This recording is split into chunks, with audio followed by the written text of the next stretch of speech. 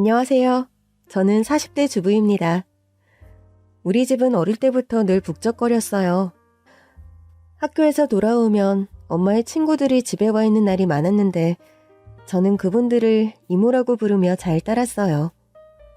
우리 집은 마당이 딸린 전원주택이었는데 당시만 해도 그 동네에서 가장 큰 집이었습니다.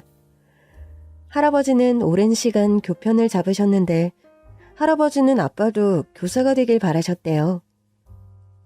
할아버지는 늘 사람을 가르치는 일을 사람을 돌보는 일이라고 하셨는데 솔직히 아빠는 사람을 돌보는데 할아버지만큼 재주가 없었어. 할아버지의 기일이면 아빠는 할아버지와의 이야기를 들려주셨어요. 할아버지는 아빠가 사업가가 되겠다고 하자 크게 반대하셨다고 해요. 사업가는 누군가에게 손해를 끼치게 돼 있다고 어찌나 반대하시던지. 집에서 쫓겨날 뻔했었지. 그러나 아빠의 사업이 잘 되면서 원래도 중산층이었던 집안 형편이 더 좋아졌고 할머니가 먼저 돌아가신 뒤엔 할아버지께서 우리 집에서 같이 사셨어요. 제가 기억하는 할아버지는 늘 마당에 있는 꽃들에게 물을 주시고 텃밭을 가꾸셨는데 아마 평생 학생들을 돌보신 것처럼 집안의 모든 것을 가꾸기를 좋아하셨던 것 같아요. 그때도 우리 집엔 엄마의 친구들이 북적거렸어요. 다들 부침성이 좋은 데다 말은 좀 많아도 다들 마음이 따뜻한 분들이어서 할아버지도 이모들을 보며 많이 웃으셨던 기억이 나요. 평생을 학생들 사이에서 북적거리며 사셨던 할아버지는 며느리인 엄마도 자신의 학생처럼 엄마의 친구들도 많이 아껴주셨습니다. 오죽하면 할아버지가 돌아가셨을 때 가장 많이 온 사람이 우리 엄마였습니다. 할아버지의 장례식장에는 엄마의 친구들도 우르르 몰려왔는데 그럼에도 이모들이 있어서 장례식장이 마냥 무거운 분위기는 아니었어요. 이모들은 엄마와 함께 대성통곡을 하며 울다가도 할아버지와 있었던 재밌는 에피소드를 나누며 함께 웃기도 했습니다. 할아버지께서는 지병도 없이 장수하셨고 잠들듯이 편하게 가셨기 때문에 가능한 일이 아니었나 생각해요. 저는 할아버지와 엄마의 독특한 관계성과 이모들까지 보탠 그 화기애애한 분위기 속에서 자랐어요. 그러다 보니 자연스럽게 이모의 자녀들과도 친하게 지냈죠. 물론 그 친구가 제 남편이 될 줄은 꿈에도 몰랐지만요. 너 엄마 친구 아들이랑 소개팅 안 할래? 20살이 되자 엄마가 불쑥 소개팅을 제안했습니다. 누구? 그 은경이 이모네 셋째? 딱 싫다니까. 걔랑 나는 불알 친구나 다름이 없어요. 아니, 걔 말고 희경이 이모네 첫째. 어릴 때는 종종 봤던 남자애였는데 늘 콧물을 달고 다녔던 기억이 나더라고요. 그 코 올리게? 이제 그때 그 코 올리게 아니야. 얼마나 훤칠하고 잘생겼던지 내가 깜짝 놀랐어. 법대 들어갔대. 그래봤자 코 올리게지. 솔직히 이제 막 대학에 들어갔던 때라 저에겐 선택지가 많았습니다. 과팅도 하고 있었고 과 안에서도 저에게 호감을 보이는 선배 동기 남자애들이 살짝 있었어요. 그러나 희경이 이모는 제가 좋아하는 이모기도 해서 한번 만나나 보겠다고 했습니다. 단 조건을 붙였죠. 엄마, 이모한테도 말해? 잘 안 돼도 나 미워하기 없기? 야, 김칫국부터 마시지 마. 막말로 희경이 아들이 너 좋다는 보장 있어? 뭐 그러네? 그렇게 생각하자 마음이 더 편했어요. 그냥 한번 만나나 보자 생각하며 약속한 장소로 나갔죠. 우리 학교 근처로 오겠다고 하더라고요. 그래서 카페에서 만나자고 하고 들어갔는데 얼핏 둘러봐서는 누가 희경이 이모의 아들인지 전혀 모르겠더라고요. 두리번거리고 있는데 저 앞에서 훤칠한 남자가 저를 향해 걸어오는 것 같은 겁니다. 설마 아니겠지 하고 생각했어요. 그 조그맣고 까무잡잡하던 코올리개가 저렇게 키가 크고 훤칠한 남자가 됐다는 걸 결코 믿을 수 없었거든요. 설마 나한테 오는 걸까 싶어서 다른 쪽을 보고 있는데 그 남자가 저에게 말을 걸더라고요. 넌 그대로네? 저는 그제야 그 남자가 어릴 때 봤던 까만 코올리개라는 것을 깨달았습니다. 너 왜 이렇게 하얘졌어? 키가 큰 건 그렇다 쳐도 피부가 너무 하얗더라고요. 저도 모르게 건넨 첫마디에 그가 웃음을 터뜨렸습니다. 넌 말하는 것도 어릴 때랑 똑같다. 어릴 때를 기억해? 그럼 기억하지. 내가 어릴 때 비염이 있었거든. 내가 계속 코를 흘리니까 네가 갑자기 휴지를 가져와서는 내 코를 잡고 흥 하라고 하더라고. 저는 전혀 기억하지 못하는 이야기였습니다. 우리는 자리로 돌아가 이야기를 이어갔고 시킨 음료의 얼음이 다 녹을 때까지 입도 대지 않은 채 대화를 이어갔어요. 너 기억력이 진짜 좋구나. 어릴 때는 워낙 밖에서 뛰어노는 걸 좋아해서 까무잡잡했는데 고등학교 간 뒤로는 앉아서 공부만 해서 피부가 하얘졌어. 하긴 희경이 이모도 진짜 하얗잖아. 나는 처음에 너 보고 어떻게 저렇게 하얀 이모한테서 새까만 애가 나왔지? 이랬다니까. 그는 제가 너무 재밌다면서 크게 웃더라고요. 그렇게 소개팅을 마치고 헤어졌는데 소개팅이라기보단 오랜 친구를 만난 것 같은 기분이더라고요. 아무래도 소개팅으로선 망한 것 같고 그냥 친구로 잘 지내게 되지 않을까 싶었어요. 왜냐하면 그 친구가 헤어질 때 자기는 학교에 가서 과제를 해야 한다며 급히 돌아가더라고요. 내가 여자로서 마음에 들진 않았구나 싶었죠. 그래 뭐 내가 아쉬울 건 없지. 그렇게 생각하고 말려고 했는데 그날 밤 잠이 안 오더라고요. 은근히 분한 거예요. 내가 뭐 나가고 싶어서 나갔나? 나도 엄마가 나가라고 해서 나간 거거든? 그러면서도 자꾸만 제 휴대폰을 쳐다보게 되더라고요. 그러나 도착한 문자 중에 그 친구의 것은 없었고 저는 결국 밤을 꼴딱 세운 채 학교에 가야 했죠.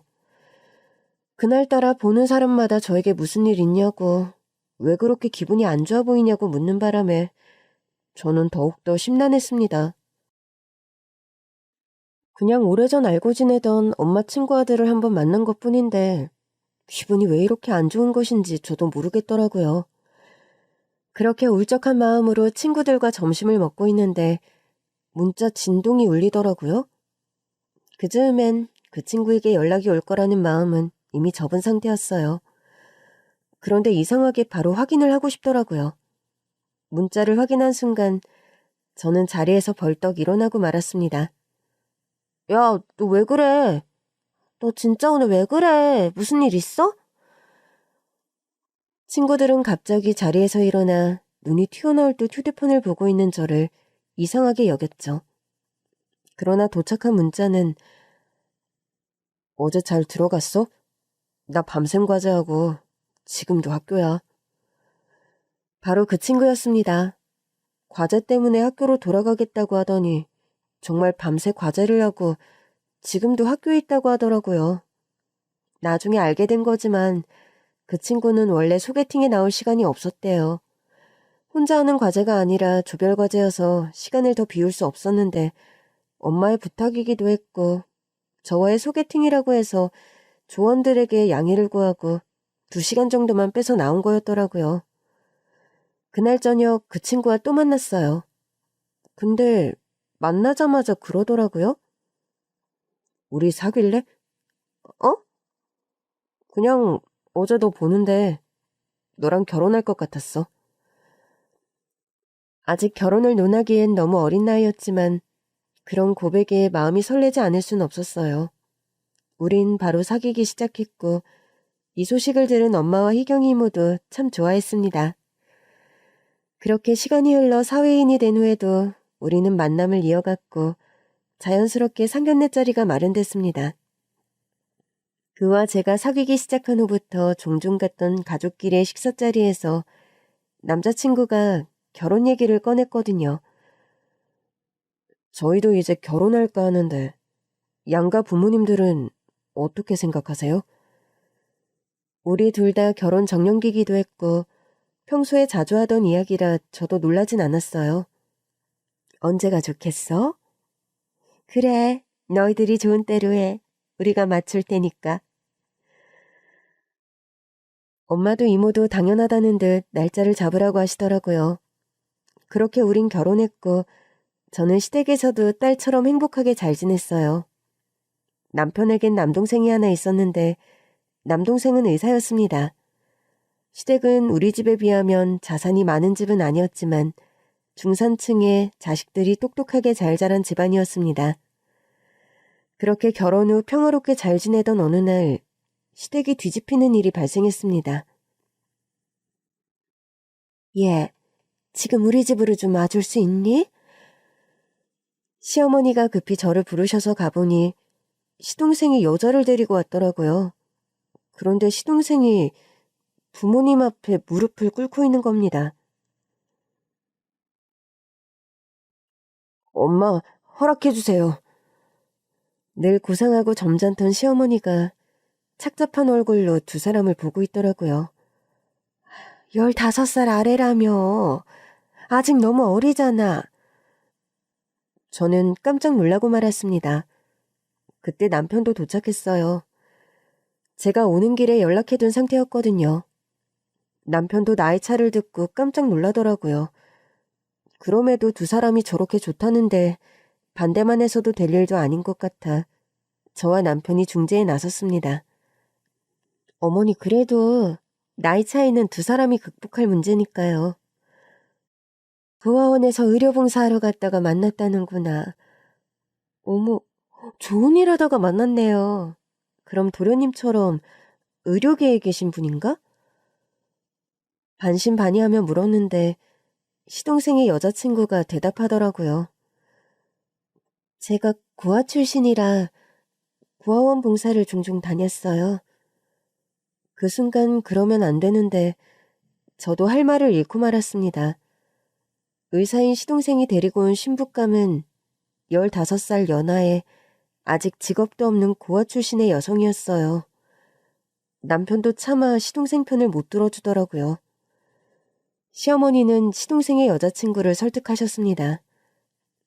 아직 나이도 어리고 하고 싶은 것도 많을 텐데 좀 더 만나보고 결혼은 나중에 해도 되지 않아? 저 이 사람 진짜 사랑해요. 의사라서 좋아한 거 아니고요. 봉사활동하는 모습을 보는데 너무 선하고 좋은 사람 같았어요. 저는 고아 출신이라 가정을 빨리 이루는 게 꿈이었어요. 어머니, 허락만 해주시면 제가 평생 잘 모실게요. 저는 꿈이 이 사람과 행복하게 사는 거 하나예요. 그날은 어떤 결론도 나지 않았습니다. 일단 시동생과 여자친구를 돌려보내기로 했는데 여자친구가 다리를 절더라고요. 저는 놀라서 시어머니를 봤고 시어머니는 이미 봤다는 듯 고개를 끄덕이셨습니다. 그렇게 두 사람을 보낸 뒤 저희 부부만 남았습니다. 시어머니는 연신 한숨을 내쉬셨어요. 어떡하면 좋니? 다리도 저는 거 맞죠? 무릎은 도련님만 꿇고 있었잖아요. 들어오는데 다리를 절고 있더라고. 가뜩이나 무거웠던 분위기는 더 무겁게 가라앉았습니다. 솔직히 전 고아 출신인 건 큰 문제는 안 되는 것 같아요. 근데 나이가 너무 어린 게. 나도 그래. 고아가 된 게 자기가 원해서 된 것도 아니고 오히려 안쓰럽지. 그런데 세상살이 한번 안 해본 어린애가 결혼이라니. 거기다 몸도 성치 않으니. 시동생은 참 괜찮은 남자였어요. 형제가 둘 다 좋은 직업을 갖고도 우쭐하거나 거만한 구석이 전혀 없었어요. 남편도 늘 시간을 빼서 무료 변호를 해줄 정도로 자신이 가진 걸 나누는 사람이었고 시동생 역시 늘 의료봉사에 다닌다는 걸 알고 있었습니다. 그런데 그 봉사에서 이런 일이 벌어질 거라곤 아무도 생각하지 못했던 거죠. 아무래도 난 허락 못하겠어. 시간은 더 두고 생각해보자고 해야 할 것 같다. 네, 저도 어머니 뜻에 찬성이에요. 두 사람도 굳이 헤어질 거 없이 좀 더 만나다 보면 생각이 달라질 수도 있는 거니까요. 좋네. 굳이 헤어지라 하지 말고 결혼만 좀 미루는 거로. 그래, 그렇게 하자. 우리는 머리를 맞대고 좋은 결론을 내렸다고 자부했습니다. 그러나 얼마 지나지 않아 깨달았죠. 시동생의 여자친구가 보통 얘기가 아니라는 것을요. 시동생이 우리 집에 찾아와 부탁하더라고요. 형수님, 저 좀 도와주세요. 도련님, 어머니께서 연애까지 반대하신 것도 아니고 두 사람 다 좀 더 만나보고 결정하라고 하신 거니까 제 여자친구가 그 얘기를 듣고 아무것도 먹질 않아요. 벌써 3일째예요. 네? 정말 놀랐지만 설마 얼마나 갈까 싶었어요. 좀 더 두고 보자 생각했는데 시동생이 울면서 전화가 왔더라고요. 형수님, 제발 엄마 좀 설득해주세요. 제 여자친구 지금 쓰러졌어요. 설마 지금껏 굶은 거예요? 네. 그때가 열흘째 되던 날이었습니다. 누가 보는 것도 아니니 알아서 좀 먹어가며 투쟁 중이지 않을까 생각했는데 우산이었던 거죠. 병원에 가보니 의사의 소견도 일치했어요. 정말 일주일 동안 물 조금 마신 게 다라고 하더라고요. 저는 일단 울고 있는 시동생을 내보낸 뒤 그녀의 곁에 앉았습니다. 정말 왜 이래요? 젊은 사람이 약지도 못하고. 형님, 저 사람이랑 결혼 못한다고 생각하니까 음식이 안 넘어가는데 어떡해요? 어머니한테도 시간이 필요해요. 그러니까 두 사람 예쁘게 잘 만나면서 천천히 결혼하면 되지. 저도 진짜 먹으려고 했어요. 남자친구도 너무 걱정하고 힘들어하니까. 근데 사실상 반대하신 거잖아요. 예상 못한 건 아닌데 너무 힘들어서요. 둘이 예쁘게 만나는 거 보시다 보면 어머니도 허락하실 거예요. 정말 그러실까요? 그렇게 묻는데 차마 거짓말을 못하겠더라고요. 허락이 아니라 반대가 맞았고 사실상 시간이 두 사람을 갈라놓기를 바랐던 거니까요. 문득 그녀의 다리가 보이더라고요. 다리는 어쩌다 그렇게 된 거예요? 20살에 고아원을 나와서 안 해본 일이 없었어요. 그러다 운전면허를 딴 뒤로는 택배 일을 하게 됐는데 대학에 다니면서는 야간에 일해야 했거든요. 밤중에 택배 물품을 들고 걷는데 웬 차가 저한테 막 달려오는 거예요. 물품이 상하면 안 되니까 일단 물품부터 던져놓고 피하려고 했는데 사고 후유증으로 다리를 절게 됐어요. 어머 세상에! 아니 왜 차로 받았대요? 안 보였다고 하더라고요. 졸음운전을 했다고. 어머, 그래서 보상은 넉넉히 받았어요? 근데 그분도 택배하시는 분이었더라고요. 형편 뻔한데 어떻게 보상까지 받아요?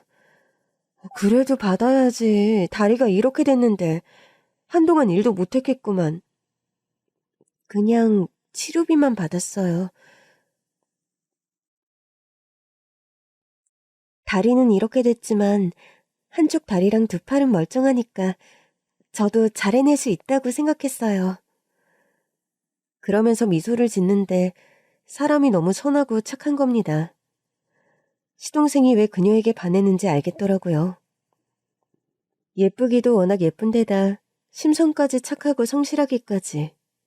그날 저도 시동생의 여자친구에게 반하고 말았습니다. 어려운 환경 속에서도 열심히 자기 삶을 살아온 그녀를 보는데 시동생과의 결혼은 그저 치기 어린 마음으로 결정했을 것 같지가 않더라고요. 저는 그 길로 시댁으로 가서 시어머니께 말씀드렸어요. 어머니, 결혼 허락해주세요. 갑자기 변한 제 태도에 시어머니는 당황하셨지만 저는 모든 이야기를 전했어요. 시동생의 여자친구가 음식을 못 넘겨서 열흘째 단식을 하다가 쓰러졌다는 이야기부터 제가 들은 그 친구의 이야기까지 전부요. 제 이야기를 들으신 시어머니는 눈물을 흘리셨습니다. 내가 생각이 짧았다. 여자애를 걱정하는 척 내 아들만 생각했어. 가엾게 보면 또 가엾게 보이는 건데. 몸까지 저러니 내 아들이 저런 애를 어떻게 평생 감당하며 사나 싶고. 저희가 살아왔을 고달픈 삶은 안중에도 없었어. 자식 일인데 부모는 일단 내 자식부터 생각할 수밖에 없죠. 그래, 결혼시키자. 우리가 넉넉하게 살았으니 부족한 건 채워주지 뭐. 사람이 중요한 건데 내가 중요한 걸 잊고 있었어. 결국 시어머니는 시동생의 결혼을 허락하셨고 그녀는 저의 동서가 되었습니다. 동서는 정말 착한 사람이었어요. 시부모님께는 물론 저희 부부에게도 어찌나 잘하던지 시댁에 막내딸이 들어온 것 같았습니다. 물론 시어머니는 잘 웃으시다가도 절고 있는 동서의 다리를 볼 때면 좀 심란해 보이시더라고요. 그때마다 저는 시어머니의 마음을 달래드리려고 노력했어요. 그래도 둘이 좋다니까 너무 보기 좋잖아요. 그래, 나도 좋아. 그냥 불쑥불쑥 몸이 저래서 아이는 어떻게 키우려나 걱정이 좀 되는 거지. 저희가 도와줘야죠. 그래야겠지? 네, 그러니까 어머니께서 오래오래 건강하셔야 돼요. 그래, 안 그래도 요즘 쟤들 부부만 생각하면 심란해서 매일 운동 중이야. 어머, 정말요? 응? 나 다리에 근육 생긴 것 봐라. 시어머니는 동서의 다리가 늘 마음에 걸리셨는지 나중에 동서네 부부에게 아기가 생겼을 때를 대비해서 운동까지 하고 계셨더라고요. 동서는 시어머니에게도 저에게도 아픈 손가락 같은 가족으로 스며들었습니다. 그렇게 석 달이 지났을 때 시동생이 사고로 세상을 떠났습니다. 우리 누구도 생각조차 해본 적 없는 비극이었죠. 동서는 시동생을 잃은 뒤 5년이 지나도록 일상을 회복하지 못하고 소리쳤습니다. 형님, 난 인국씨 말곤 남자 없어요. 그러던 어느 날 갑자기 동서와 연락이 닿지 않아 시어머니와 함께 동서의 집에 들렀어요. 빈집 비밀번호를 누르고 시어머니와 함께 집 안으로 들어간 순간 우리는 경찰을 부를 수밖에 없었습니다. 이게 다 무슨 일이니? 그러니까요. 동서의 집안을 보는데 5년 전 시동생이 세상을 떠난 날이 다시 떠오르더라고요. 형님! 동서에게 전화가 왔기에 받았는데 동서가 버럭 소리를 치듯이 저를 부르더라고요. 어떡해요? 저 이제 어떡해요? 동서는 정신이 반쯤 나간 사람처럼 계속 소리를 질렀고 저는 진정하라고 동서를 타일렀습니다. 동서, 진정하고 왜 그러는 건데, 응? 형님, 저 지금 택시 타고 병원으로 가고 있어요. 병원? 동서 왜 그래? 혹시 어디 아파? 형님, 저 이제 어떻게 살아요? 동서, 도대체 왜 그래? 믿기지가 않아서 그래요. 믿을 수가 없어서 그래요. 그 순간 덜컥 두려운 생각이 들더라고요. 서방님한테 무슨 일 있구나. 형님, 제발 아니라고 해주세요. 제발 아니라고 해줘요. 가슴이 철렁 내려앉더라고요. 저는 황급히 겉옷을 챙겨 입고 집을 나섰습니다. 동서가 말한 병원으로 가면서 시어머니께도 전화를 걸었어요. 솔직히 제 눈으로는 보지 않고는 믿을 수 없는 일이었지만 일단은 전달해야 할 것 같았습니다. 어머니, 서방님이 급한 새벽 수술을 마치고 오다가 교통사고를 당했대요. 많이 다쳤다고 하니? 병원으로 오시겠어요? 우리는 병원에서 만났고 시동생의 마지막 얼굴을 확인했습니다. 동서는 기절하기 직전까지 울다가 혼절하고 또다시 울다가 혼절하기를 반복했어요. 시어머니 역시 많이 힘들어하셨지만 옆에서 동서가 너무 괴로워하니까 정신을 잡고 계시려고 엄청 애를 쓰셨죠. 그렇게 동서와 결혼한 지 3개월 만에 시동생은 세상을 떠났고 우리에게도 긴 슬픔이 찾아왔습니다. 처음 1년간 동서는 매일같이 술에 취해 전화를 걸어왔어요. 형님, 저 오늘도 술 마셨어요. 그런 것 같네. 어디서 마시고 있는 거야? 전 늘 갔죠, 뭐. 이제 혼자니까. 집에 있는 거야? 내가 갈까? 아니에요. 밤도 늦었는데. 저 애기 아니에요. 형님이랑 어머니는 제가 어리다고 결혼 반대하셨었죠? 근데 우리 신랑은 그런 얘기 한 번도 안 했어요. 저를 처음 보는 순간 제 눈 속에서 외로움을 읽었대요. 어려 보이는데 눈동자에 슬픔이 많네? 그러면서. 그랬어? 네. 제가 그 순간 깨달았잖아요. 아, 난 이 사람이랑 평생을 살아야겠구나. 왠 줄 아세요? 왜? 제 이상형이었거든요. 내 슬픔을 알아보는 남자. 그랬구나. 내가 그걸 몰랐네. 미안해.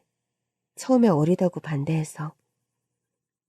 물론 동서를 허락해달라고 시어머니를 설득한 것 또한 저였지만 그때 동서는 원망할 대상이 필요한 것 같더라고요.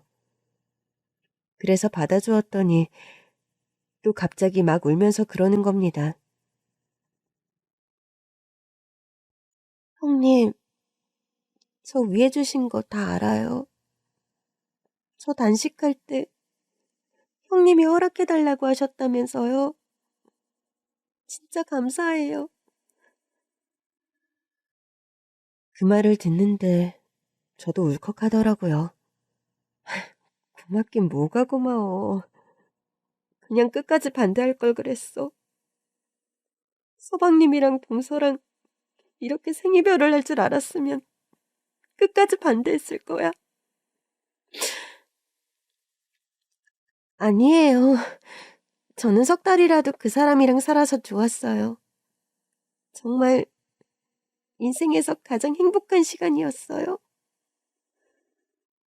동서, 지금은 슬퍼서 그렇게 생각하는 거 알아. 하지만 좋은 날이 또 올 거야. 서방님과 함께한 시간은 시간대로 행복하게 기억하고 행복했던 기억으로 앞으로 나아가야지. 못해요. 전 인국 씨밖에 없어요. 동서는 서방님의 이름을 부르며 매일 울었고 저는 졸음이 쏟아져도 참아가며 그 주정을 다 들어줬어요. 그렇게 1년쯤 지나니 동서가 휴학했던 대학교를 다시 다니겠다고 하더라고요. 저랑 시어머니는 얼마나 반겼는지 모릅니다. 아유, 잘 생각했다. 머리가 복잡할수록 뭔가에 매진해야 해. 네, 그럴게요. 그래서 저랑 시어머니는 동서가 그렇게 자신의 삶을 찾아 떠날 거라고 생각했습니다. 이제 헤어질 준비를 해야겠다. 동서랑요? 아직 젊은 애잖아. 대학 다니고 졸업해서 취업하고 하다 보면 또 좋은 사람 만나겠지. 솔직히 전 그랬으면 좋겠어요. 서방님이 떠난 건 저도 너무 힘든데 그래도 저 어린 동서가 서방님 이름 불러가며 밤새 울던 1년을 생각하면 제 속이 다 문드러지는 것 같아요. 그 녀석이 나쁜 녀석이지. 저렇게 어린애를 와이프로 데리고 왔으면 오래오래 행복하게 살았어야지. 그러나 복학한 지 한 학기도 채 되지 않아 동서가 불쑥 그러더라고요. 형님, 저 학교 그만 다닐래요. 뭐? 왜 갑자기? 그냥요. 하기 싫어졌어요. 그거 배워서 뭐해요. 다리가 이 모양인데. 동서, 그게 무슨 소리야. 다니던 대학은 마저 다니고. 형님, 저 아무리 애써도 태어난 척이 안 돼요. 어? 학교에 갔더니 웬 남자애가 제가 좋다고 고백을 하는 거예요. 그런데 그 순간 눈물이 왈칵 나더라고요. 인국 씨 생각나서. 그런 일이 있었어? 전 아직 준비가 안 된 것 같아요. 동서, 새 사람 만나는 준비는 안 됐어도 학교는 그냥 다니면 되잖아. 아니요. 새 사람 만나는 준비가 아니라 인국 씨 없는 세상을 살아갈 준비요. 전 못하겠어요. 그 사람이 주는 용기 없이 더는 못 살겠어요. 그렇게 동서는 다시 집안에 틀어박혀 울고 술을 마시는 일상을 다시 이어갔습니다. 저랑 시어머니의 걱정은 나날이 깊어갔죠. 어머니, 동서를 어쩌면 좋아요. 술 마시다가 119까지 실려가니 원. 아유, 자식 잃은 것도 서러운데 며느리까지 저러고 있으니 너무 힘들구나. 그 사이에도 여러 번 소동이 있었거든요. 한밤중에 또 동서에게 전화가 왔기에 받았는데 119 구조대원이라고 하더라고요. 저 혹시 보호자 되십니까? 제가 손익 동서예요. 아예 저희가 신고받고 왔는데 의식이 없으셔서 일단 병원으로 이송하고 있어요. 네?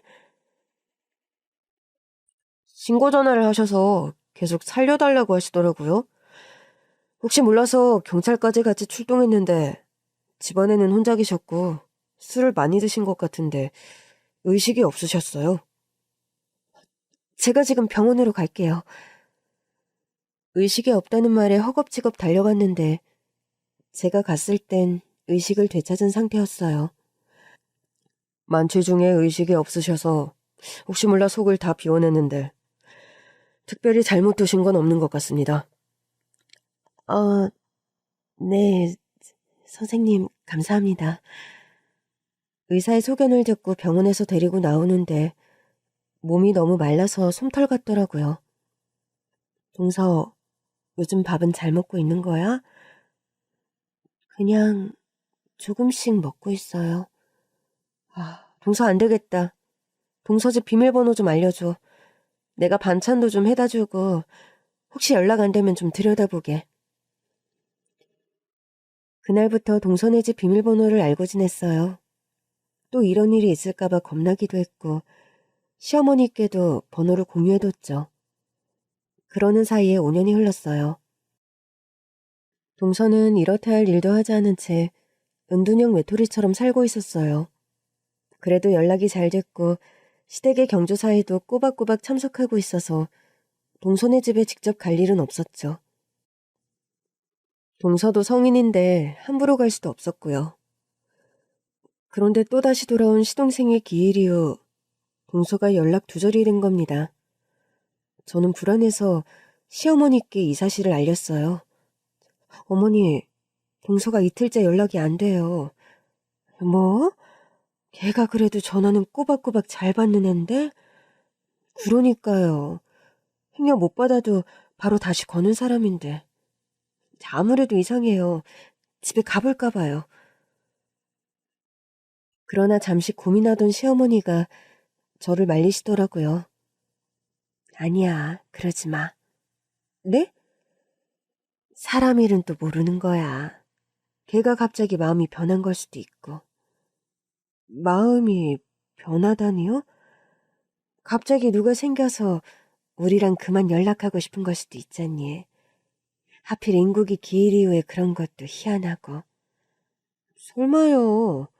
기일 때도 멍하니 서방님 사진만 보고 있던데요? 그러니까 이제라도 정신을 차렸을 수도 있지. 아, 저 사람이 이제 진짜 세상에 없구나. 내가 받아들여야겠다고 생각했을 수도 있어. 5년이면 걔도 할 만큼 했잖아. 그래도 인국의 재산을 다 상속받아서 이제 먹고 살만하고 새 출발하기 얼마나 좋아. 차라리 그런 거라면 다행이지만 우리가 지금껏 둘째네 비밀번호 알고도 안 간 이유가 뭔데? 그 애도 성인이야? 사생활이 있는 건데 막 열고 들어갈 순 없어. 그렇긴 하죠. 그래도 어쩐지 불안해서요.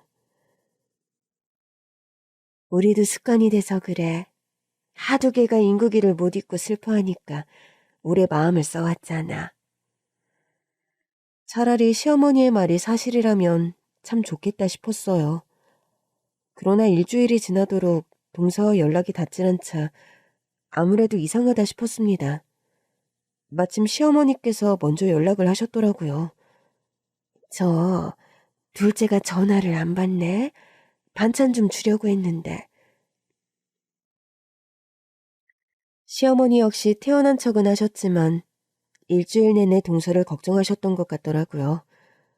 반찬을 핑계 삼아 동서의 안부를 물으시기에 제가 말했습니다. 어머니, 아무래도 안 되겠어요. 가서 확인은 해봐야 마음이 편할 것 같아요.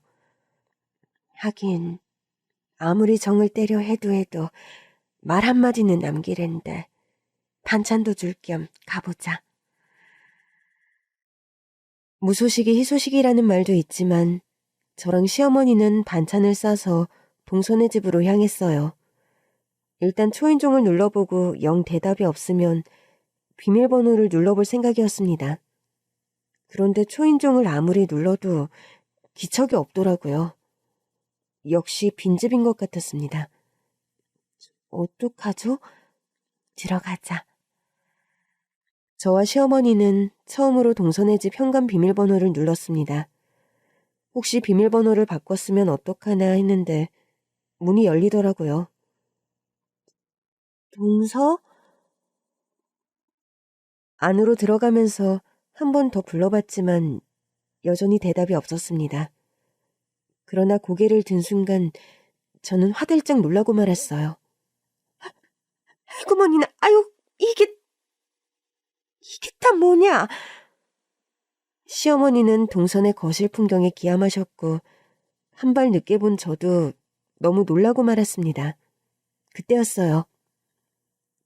형님, 어머니, 오셨어요? 동서가 방에서 나오며 활짝 웃는데 평소와 많이 달라 보이더라고요. 동서, 이게 다 뭐야? 우리 인국 씨예요. 뭐? 우리 집을 인국 씨로 가득 채울 거예요. 동선의 거실 가득 시동생의 사진과 시동생을 꼭 닮은 밀랍 인형이 배치돼 있었어요. 어디서 이 많은 걸 구했나 싶을 정도로 많은 양이었습니다. 동서는 신이 난 얼굴로 밀랍 인형을 소개까지 시켜주더라고요. 얘는 첫째 인국이에요. 똑같이 생긴 것 같아도 다 달라요. 동서의 황당무계한 소리에 시어머니는 버럭 화를 내셨어요.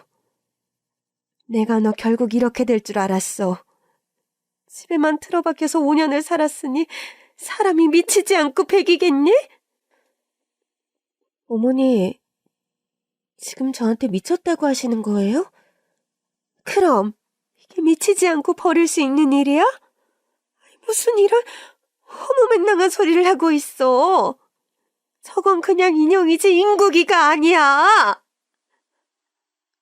왜 허무맹랑한 소리라고 생각하세요? 인국 씨가 절 위해서 이렇게 존재하는 거예요. 그만두지 못해? 참다 못한 시어머니는 밀랍 인형을 바닥에 집어던지셨어요. 하나, 둘. 시어머니가 밀랍 인형을 던질 때마다 동서는 자지러질 듯 소리쳤습니다. 어머니, 왜 이러세요? 우리 인국씨 괴롭히지 마세요! 동서는 바닥에 나뒹구는 밀랍 인형을 온몸으로 보호하듯 끌어안았습니다. 큰애, 뭐하니? 당장 다 갖다 버려! 저는 동서에게 다가가 차분히 설득했습니다. 동서, 마음이 너무 힘든 건 알겠는데 이건 사람이 아니야. 우리 인국씨예요. 형님이 뭘 알아요? 그러면서 저를 있는 힘껏 밀어버리는 겁니다. 그 힘이 어찌나 세던지 저는 거실 소파에 등을 부딪혔습니다. 너 지금 뭐 하는 거야? 이제 눈에 뵈는 것도 없어? 네 형님이 다쳤잖아. 그놈의 밀랍 인형이 아주 너를 이상하게 만들었구나. 당장 이리 내지 못해!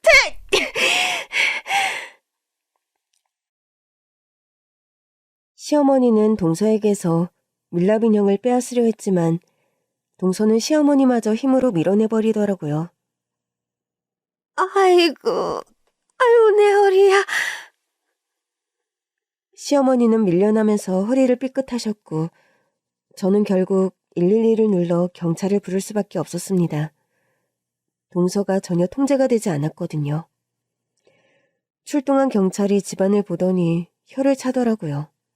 아니지, 이게 다 뭐예요?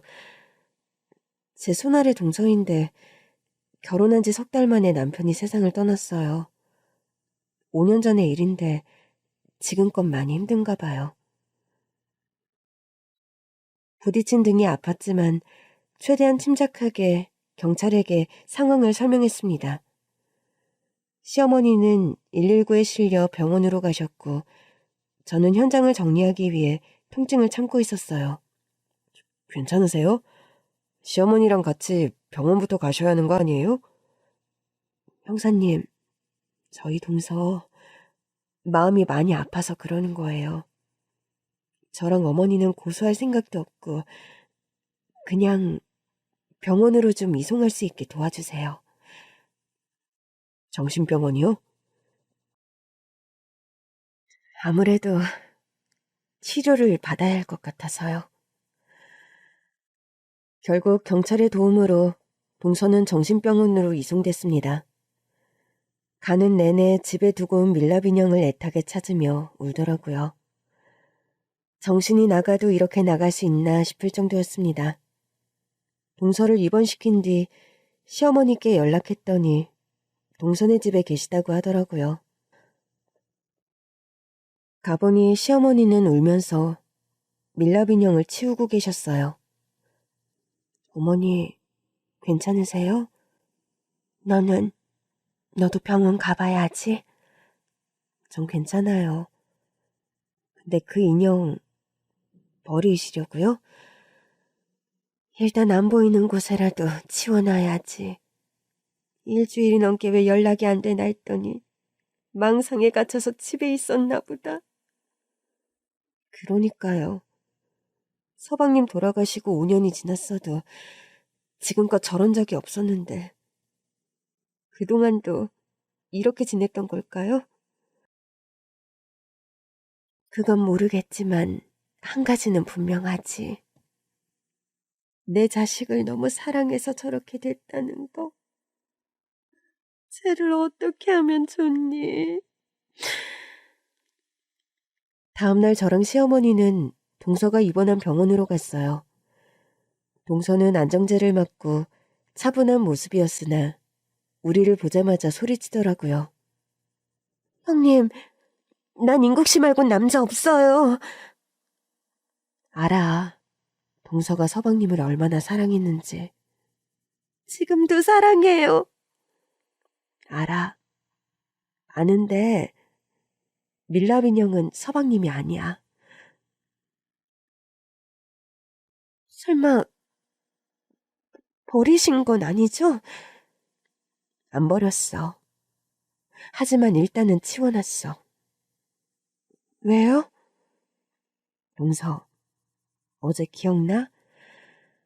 동서가 밀어서 나랑 어머니랑 다친 거. 동서는 기억이 나는지 대답을 못하더라고요. 잘못한 건 아는 거지? 저는 제발 동서가 제정신이기를 바랐어요. 그러나 동서는 저랑 시어머니를 매섭게 째려보며 그러더라고요. 우리 인국씨를 건드리니까 그런 거잖아요. 저 인국씨 애기 엄마가 될 수 있었던 사람이에요. 그러니까 인국씨 함부로 건드리지 말아요. 도저히 말이 통하지가 않더라고요. 병원을 나오는데 시어머니께서 저를 끌어안으며 엉엉 우셨습니다. 어떡하면 좋니? 치료받으면 나아질까? 지금껏 저런 소리는 한 적이 없었잖아. 그러니까요. 너무 오래 슬퍼해서 그런가? 시어머니는 결심한 듯 말씀하셨습니다. 저 아이, 내가 남은 평생 보살펴야겠어. 어머니, 내 딸이라 생각하고 정상으로 만들어서 사람 구실하게 해야겠다. 저도 시어머니를 꼭 안아드렸습니다. 저도 같이 할게요. 우리 같이 해요. 그렇게 동서의 치료가 시작되고 한 달쯤 지났을 때 병원에서 급히 연락을 해왔더라고요. 저 혹시 알고 계셨나요? 네? 환자분 임신하셨던 거요. 믿을 수 없는 얘기였습니다. 뭘 잘못하신 거 아니에요? 동서가 임신을 했다고요? 확실한 거예요?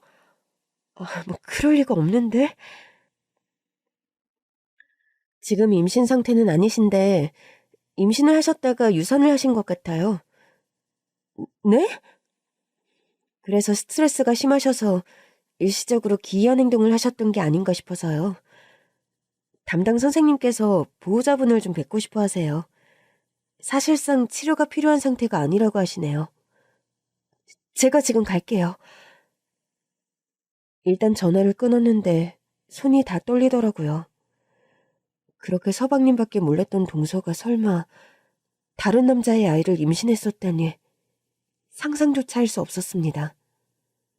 저는 이 사실을 차마 시어머니께 알릴 수가 없었어요. 그래서 일단 동서를 보러 정신병원으로 갔습니다. 제가 갔더니 동서가 멍하니 저를 돌아보더라고요. 동서, 임신이었다니 도대체 이게 무슨 일이야? 제가 그랬잖아요. 전 인국씨 애기 엄마가 될 수 있었다고. 그래, 동서, 서방님이 살아계실 땐 가능했지. 근데 지금은 돌아가신 지 5년이 지났잖아. 동서가 최근에 임신을 했다면 적어도 서방님 애일 수는 없지. 우리 인국씨 애기 맞아요. 동서, 정신 좀 차려봐. 도대체 누구 애를 임신했던 거야? 설마 서방님 아기라고 생각하고 싶어서 사고라도 친 거야? 인국씨 애기 맞다고요. 말이 돼? 세상 떠난 지 5년이 지난 남편 애기를 어떻게 가져? 나 이 얘기는 어머니한테 못하겠어. 그러니까 치료 잘 받고 제발 정신 차려. 동서를 딸처럼 생각하는 어머니를 위해서라도. 전 어머니 딸 아니에요. 평생 어머니 며느리 하고 싶었다고요. 그렇게 될 줄 알았는데 마지막 희망마저 사라졌어요.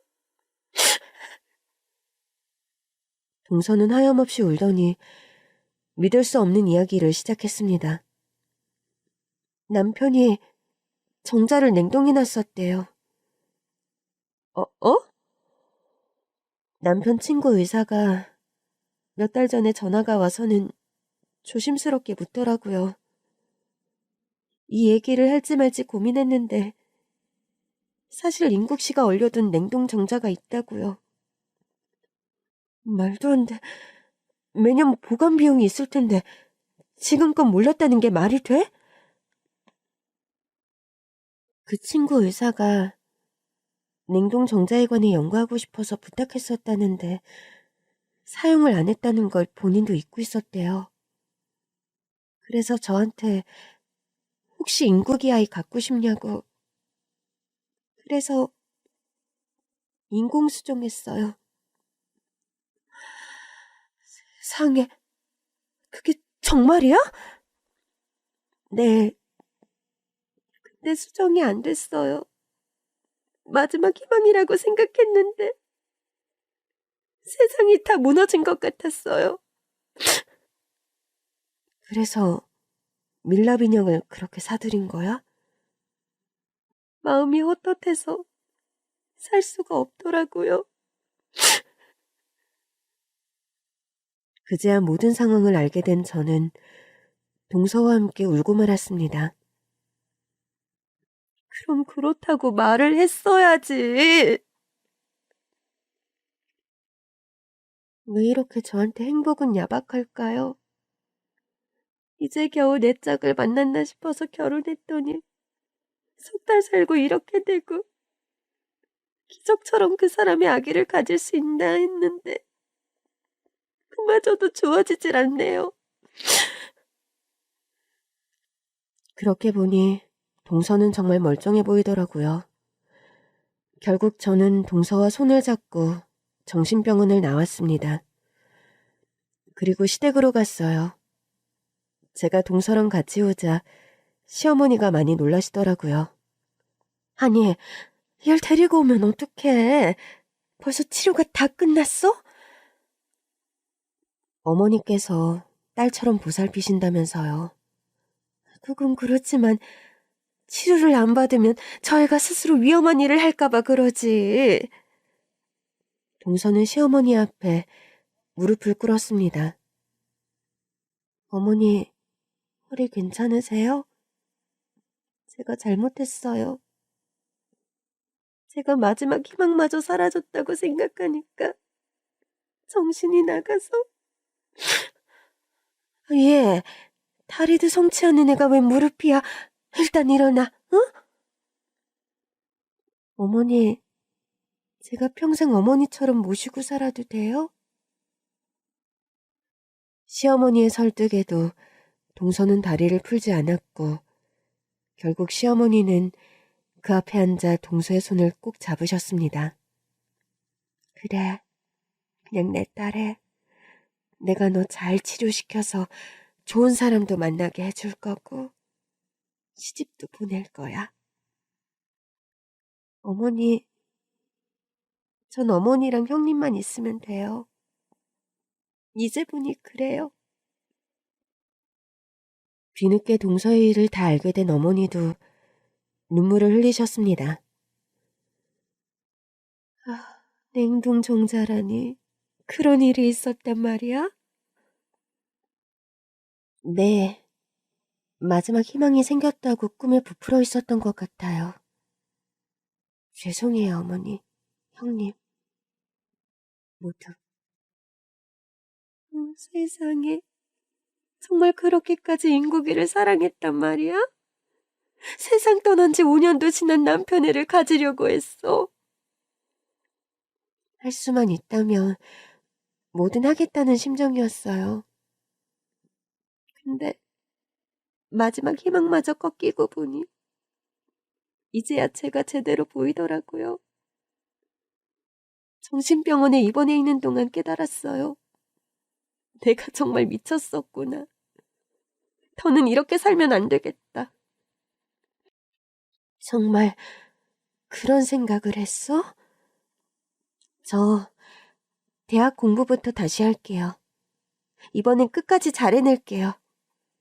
그래, 내가 너 끝까지 할 수 있게 돌볼 거야. 우리 같이 해내보자. 비록 동서의 마지막 희망이었던 인공수정은 실패했지만 오히려 더 큰 것을 얻은 것 같은 기분이 들더라고요. 동서는 복학했고 실제로 한 학기를 잘 마치고 방학을 맞았어요. 방학 때는 근처 카페에서 아르바이트도 한다고 하더라고요. 시어머니랑 저는 동서의 말이 믿기지 않아 몰래 가보기도 했는데 정말 동서가 방긋방긋 웃으며 아르바이트를 하는 겁니다. 보고도 믿을 수가 없는 변화였죠. 아주 잘하는 것 같아. 위장해서 몰래 사 먹으면 걸리겠지? 왜요? 어머니 커피 드시고 싶으세요? 아니, 우리 둘째가 타는 거니까 궁금해서 그러지. 그래서 제가 몰래 위장해서 들어갔다가 10초도 안 돼 걸리고 말았죠. 형님, 언제까지 저 감시하실 거예요? 어? 아니, 감시라기보단 궁금해서. 어머니는 어디 계세요?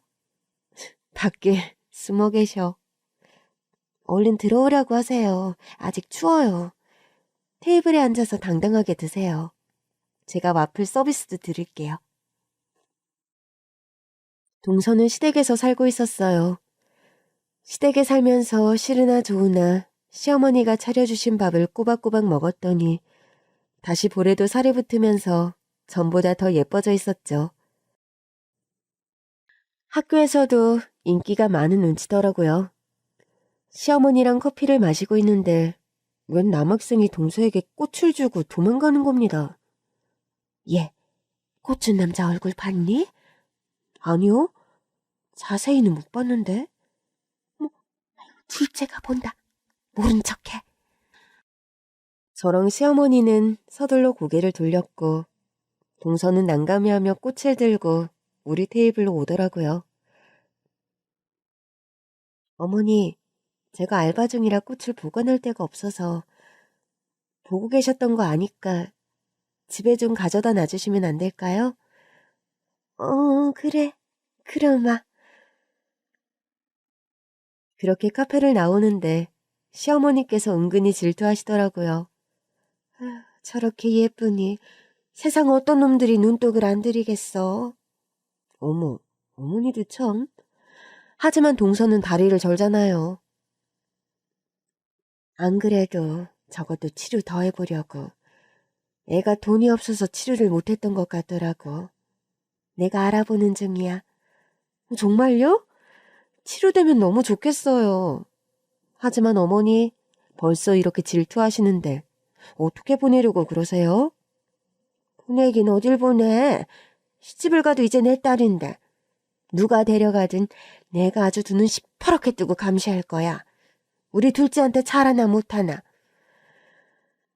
요즘 저랑 시어머니는 이런 농담을 주고받기도 합니다. 때때로 참 신기해요. 이런 농담을 주고받을 수 있다니. 물론 동서는 여전히 서방님밖에 모르는 바보입니다. 그렇지만 또 아직 어린 동서가 이런저런 사람들도 만나고 일도 하다 보면 또 좋은 사람을 만나게 되겠죠? 힘든 시간도 길었지만 그만큼 더 행복하기 위해 견뎌온 시간이라고 생각합니다. 저는 시어머니와 함께 동서에게 꽃을 준 남자가 누굴까 궁금해하며 동서의 SNS에 좋아요를 누른 남자들의 계정을 슬그머니 들어가 보고 있어요. 시어머니의 명령이거든요. 어느 눈높은 남자가 동서에게 반한 건지 아니면 영 쓸데없어 보이는 남자가 붙은 건지 늘 걱정이십니다. 그럴 때 보면 진짜 동서를 딸처럼 생각하시는 것 같더라고요. 처음엔 동서로 만났지만 이제는 제 여동생 같아요. 시어머니 역시 처음엔 고부지간으로 만났지만 이제는 서방님이 없는 둘째 자리에 딸이 생긴 것 같다고 하십니다. 그리고 동서는 이제 단 한순간도 자신을 구하라고 생각하지 않아요. 가족인 우리가 곁에 있으니까요. 그렇게 서로의 결핍을 채워주고 모자란 시간을 견뎌주는 것 또한 가족의 일이겠죠? 우리가 가족이 된 덕분에 참 많은 것을 배우며 살아가고 있습니다.